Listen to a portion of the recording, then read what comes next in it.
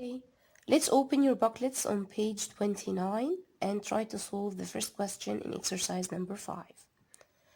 3 to the power of negative 1. How can I find the value of this in the simplest form as he asked? Okay, first of all, I have to get rid of this negative power. So, do you remember what to do? Yes, I will consider this 3 is over 1. Then you will find the reciprocal, so it will be 1 over 3.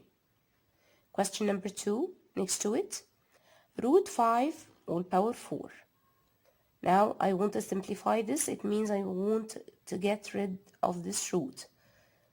Thankfully, we have an even power, so we can just divide it by 2.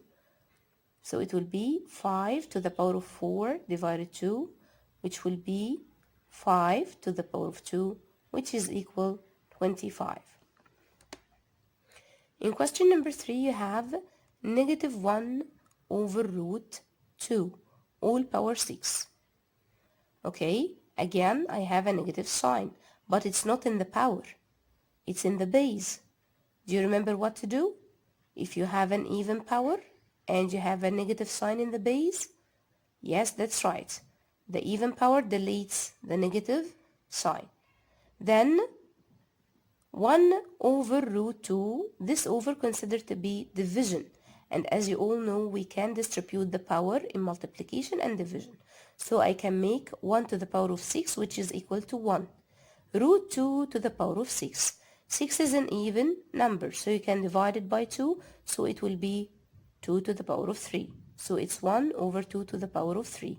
You can check it with the calculator to find it's 1 over 8. Question number 4. We have 1 over 4 all power negative 1. The only thing that is need to be simplified here is the negative in the power. And you all know now that if you want to get rid of this negative sign, you can flip the fraction or just get the reciprocal. So it will be 4 over 1, and of course 4 over 1 equals 4.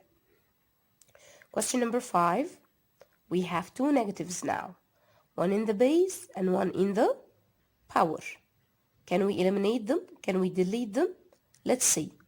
The negative sign in the base can be deleted. Why?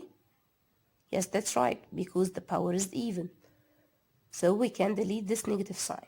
But to delete the negative sign in the power, you have to flip the fraction. But I can see a fraction, miss. Yes, you can make it over 1, so it will be 1 over root 3 all power 2. Now again, we can distribute the power. So 1 power 2 is 1. Root 3 power 2, it will be just 3. So the answer is 1/3. Question number 6. Do you remember this one? 0.01 all power negative 2, which also can be read as 1/100th. So I can write it as 1 over 100 all power negative 2. So now to get rid of this negative sign, you flip the fraction. So it will be 100 to the power of 2, which is equal 10,000, or 10 to the power of 4. In question number 7, I have the negative in the power. So as you know by now, what to do? Yes, that's right. 2 over 3 all power 3. Again, you will distribute, so it will be 2 power 3 equals 8, and 3 power 3 is 27. So it's 8 over 27. Question number 8.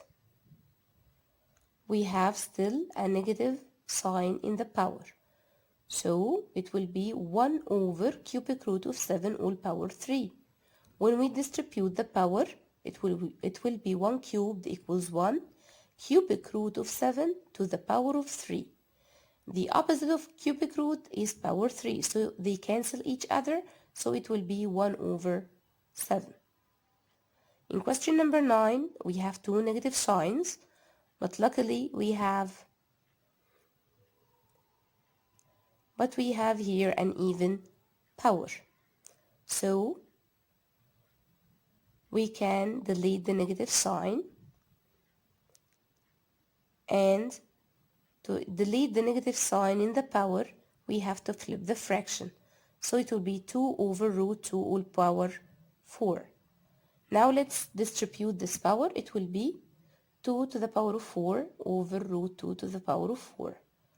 And you can find it with a calculator or just mentally 16 over 4. 4 in the denominator because you have divided the power 4 by 2. Then 16 over 4 equals 4. Question number 10. You have a negative sign in the power, so 1 over root 3 to the power of 4, which is equal to 1 over 3 power 2, which is equal to 1 over 9.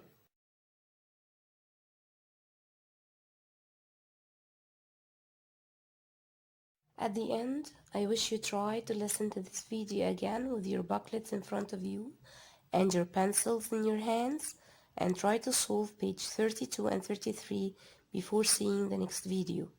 Till next time, inshallah, في رعاية الله.